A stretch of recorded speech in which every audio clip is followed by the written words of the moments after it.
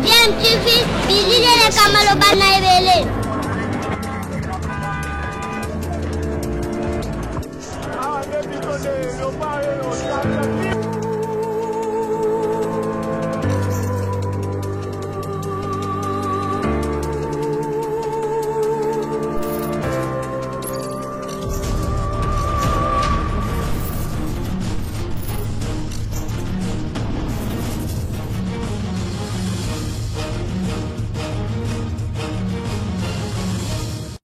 tu veux toujours un enfant.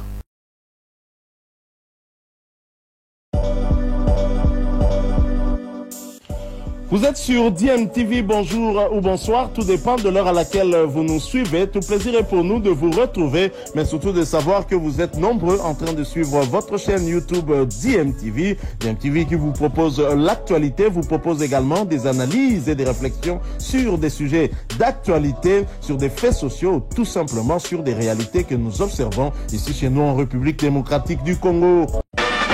Le vice-premier ministre, ministre de la Défense nationale, Jean-Pierre Bemba Gombo, a officiellement pris ses nouvelles fonctions mercredi 29 mars 2023. C'était au cours d'une cérémonie de remise et reprise qui s'est déroulée en l'amphithéâtre Tchandou du Collège de hautes études des stratégies de défense Thiès, dont la commune de Gombe. Cette brève cérémonie a commencé par la présentation au nouvel animateur de la Défense nationale, des membres du haut commandement militaire ainsi que d'autres officiers généraux et supérieurs, responsables des grandes unités de FARDC. Dans un bref discours prononcé pour la circonstance, Jean-Pierre Bemba Gombo, qui est venu pérenniser l'action du chef de l'État, s'est dit être conscient de plusieurs actions menées par son prédécesseur pour le rétablissement de la paix. Tout de même, le vice-premier ministre, ministre de la Défense, a indiqué que plusieurs défis restent à relever pour la montée en puissance des FARDC. Il a à cette occasion sollicité l'appui de tous pour la défense de l'intégrité nationale et la restauration de l'autorité de l'État. Je voudrais avant toute chose rendre hommage les plus déférents à son Excellence Félix Antoine Tshisekedi Tshilombo, président de la République, chef de l'État et commandant suprême des forces armées de la République démocratique du Congo, qui a bien voulu placer sa confiance en ma modeste personne, en me nommant vice-premier ministre, ministre de la Défense nationale et ancien combattant. Monsieur le ministre, Monsieur le chef d'état-major général, mesdames et messieurs, la tâche est immense au regard des activités en chantier. Autant elle est immense. L'heure n'est pas au long discours, mais c'est plutôt l'appui de tout ce que je sollicite, ici et maintenant, afin que tous ensemble, nous assurions l'intégrité territoriale de notre pays, restaurions l'autorité de l'État. Que vive la République démocratique du Congo. Je vous remercie. Auparavant, Dr Gilbert Kabanda Kourenga, ministre de la Défense sortant, a souhaité plein succès à son successeur et lui a présenté un bilan de 23 mois de sa gestion à la tête du dit ministère.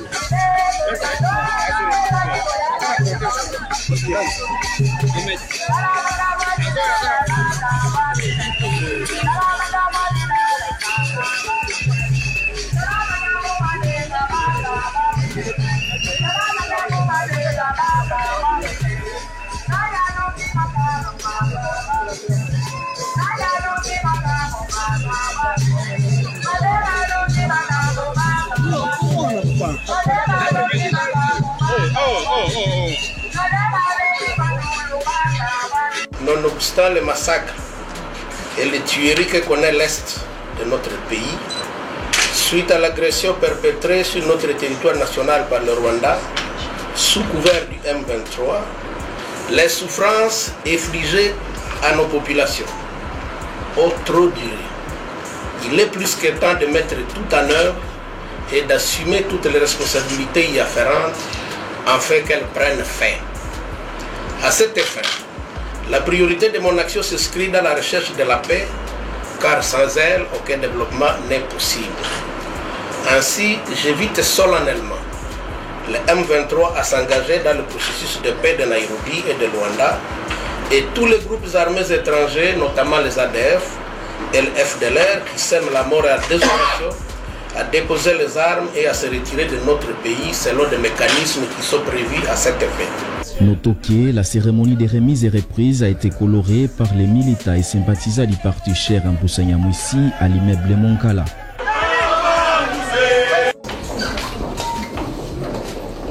Le ministère de l'économie est un ministère transversal qui concerne tous les ministères du gouvernement. C'est le premier mot du nouveau vice-premier ministre, ministre de l'économie nationale, Vital Kamerhe, qui a pris officiellement ses fonctions ce mardi 28 mars 2023 au terme d'une cérémonie de remise et reprise avec le ministre ad intérim Nicolas Kazadi en présence du secrétaire général du gouvernement et du secrétaire général à l'économie, Célestin Tuité. Le ministère de l'économie, c'est un ministère transversal. Il n'y a aucun ministère qui ne puisse pas faire de l'économie. C'était encore en Europe quand j'ai vu que les gens voudraient que le dollar baisse. Ils voudraient que le prix baisse. Mais tout cela ne peut baisser que si nous sommes rigoureux et que le peuple, puisque pour faire des réformes, le peuple doit aussi apporter sa part. C'est-à-dire accepter de faire des sacrifices comme un laboureur et ses enfants pour que nous récoltions ensemble les fruits des efforts que nous allons faire.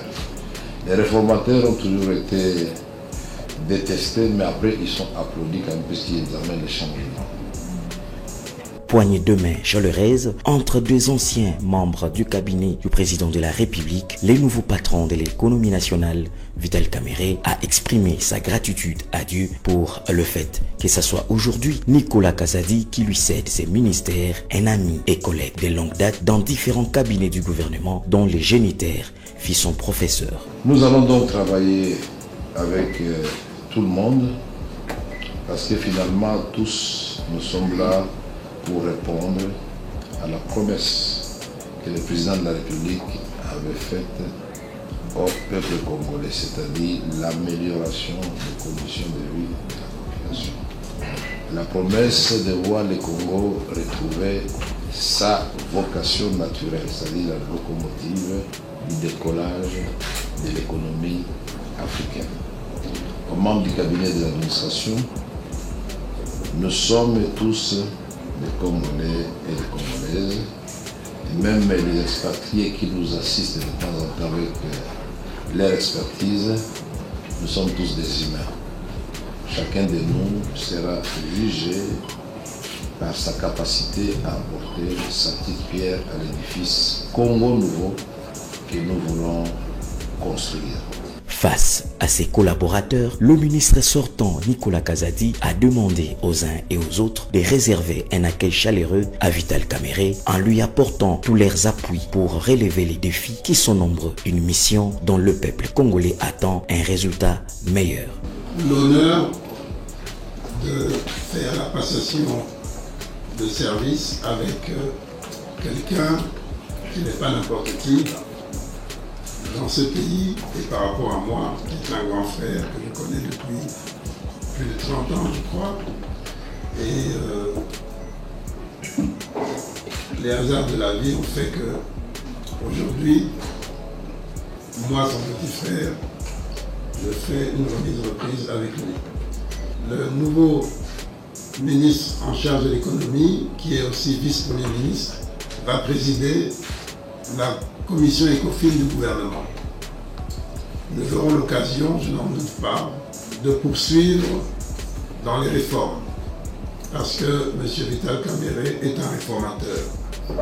Ce n'est pas quelqu'un qui se contente du statu quo. Et je suis convaincu que nous ferons une équipe choc dans le secteur économique pour poursuivre dans l'élan dans lequel nous avions été déjà.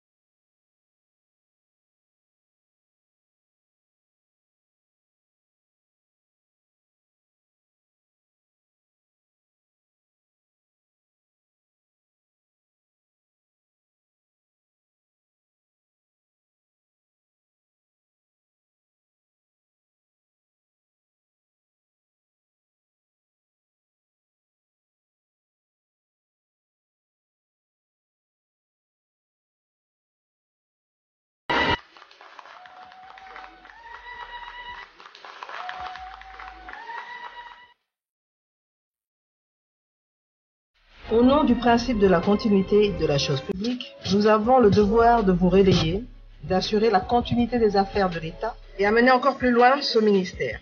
J'ai la conviction que pour avancer dans un ministère hautement technique, il faut prêter l'oreille aux experts. C'est pourquoi je serai disponible pour échanger régulièrement avec eux et trouver ensemble des solutions aux différents problèmes que nous rencontrerons sur le chemin.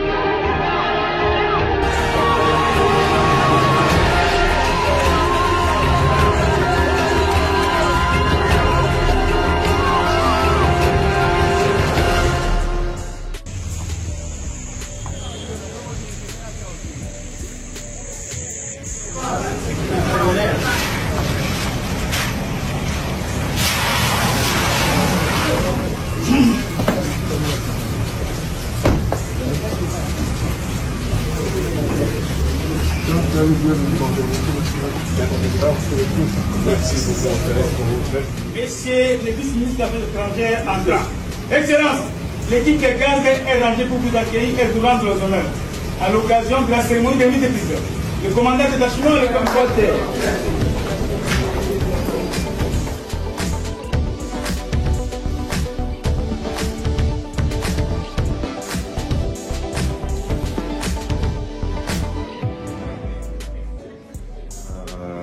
Nous sommes comme des soldats, nous sommes comme des missionnaires. Là où le commandant suprême nous envoie, eh ben, on y va et on donne le meilleur de nous-mêmes avec les qualités et les compétences qui nous sont reconnues et avec abnégation. Donc je suis content d'être ici et je vais travailler aux côtés des chevronnés. Son Excellence, Monsieur le Vice-Premier ministre, ministre des Affaires étrangères et francophonie, Christophe Lukundula Apala. Donc je suis très content d'être ici et de donner le meilleur de moi-même. Je sais qu'il y a beaucoup de défis à relever, notamment la situation de nos ambassades à l'étranger, la situation de nos diplomates. Ces défis. Nous avons aussi vu qu'il y a des petits problèmes d'ordre administratif, notamment avec les NU et des NP. Il y a eu des manifestations ici récemment. Je veux m'entretenir avec son Excellence Monsieur le VPM pour voir dans quelle mesure mettre fin à cette situation-là qui caractérise notre administration publique.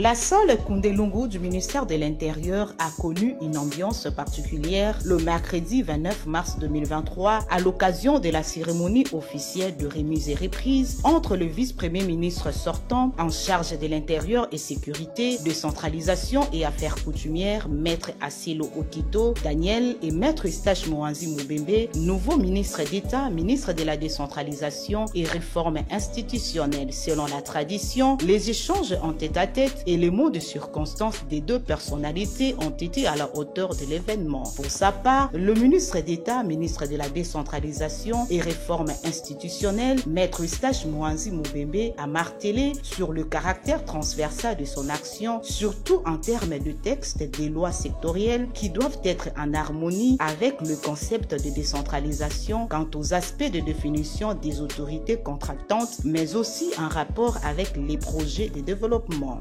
Cependant, ceci nécessite un apport supplémentaire de volonté politique et de moyens techniques et financiers pour être consolidé. Et c'est fort de cette volonté politique que le département de la décentralisation et réforme institutionnelle est réhabilité ce jour comme ministère à part entière. Et nous espérons avoir de moyens humains et financiers conséquents pour faire face à tous les défis de ce processus. Il est de noter que le département de la décentralisation, autrefois partie intégrante du ministère de l'Intérieur, sera désormais transformé en ministère à part entière et auquel sont rattachées les réformes institutionnelles sous la conduite du ministre d'État, Maître Eustache Mohanzi Moubembe, qui n'a pas... Vous avez constitué avec moi une très bonne équipe d'intellectuels. Une équipe qui m'a permis chaque fois d'avoir une lecture juste d'une question quelconque, de telle sorte que vous allez vous le rappeler,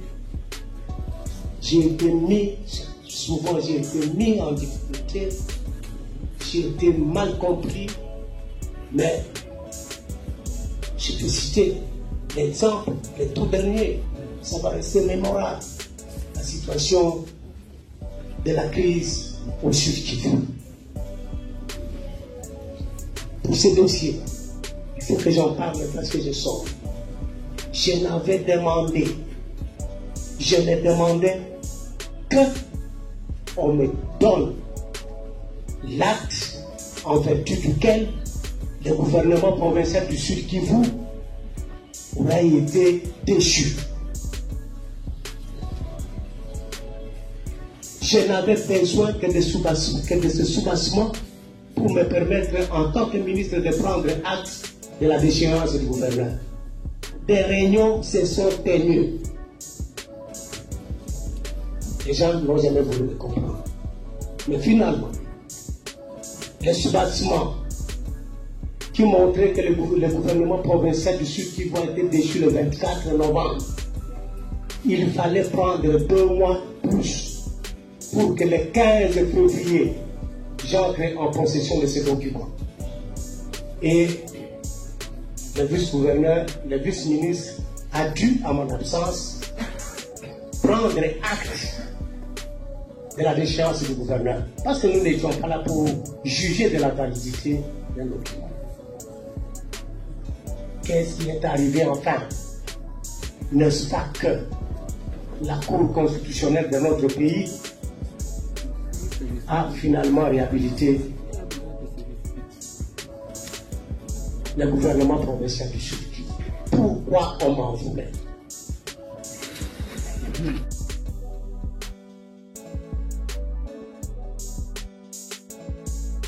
Permettez-moi avant toute chose de glorifier Dieu, maître des temps et des circonstances, qui a permis que je pilote le ministère de la Santé publique, Hygiène et Prévention depuis bientôt 2 ans, jour pour jour. Ensuite, je voudrais remercier son Excellence M. Félix Antoine Tshisekedi Tshilombo, président de la République, chef de l'État, pour la confiance qu'il a daigné placer en moi en qualité de membre du gouvernement dirigé par son Excellence M. le Premier ministre Jean-Michel Sama-Lukonde Kyenge, à qui j'exprime toute ma gratitude pour son accompagnement durant mon mandat à la tête du ministère de la Santé publique, Hygiène et Prévention. Je voudrais aussi remercier tout particulièrement son Excellence Jean-Pierre Bemba Gombo pour le soutien indéfectible à ma personne avant et durant tout mon mandat. Je voudrais également remercier le secrétaire général à la santé, l'inspecteur général à la santé, les membres de mon cabinet et les hauts cadres et agents du ministère à tous les niveaux pour leur collaboration et accompagné par les applaudissements.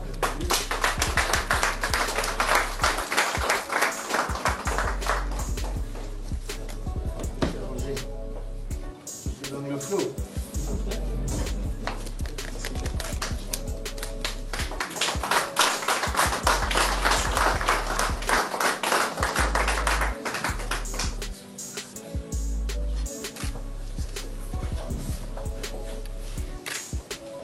Excellences, Monsieur le ministre de la Santé publique, Hygiène et Prévention, cher Jean-Jacques, c'est avec une très grande émotion que nous passons ce moment de change de flambeau.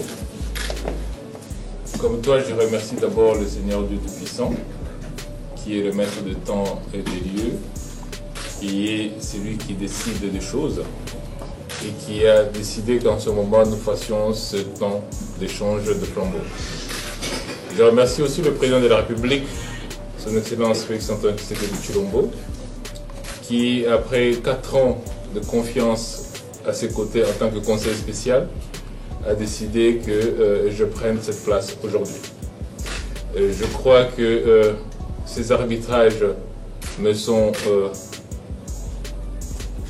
quelque chose de très important parce que c'est lui qui a la destinée du pays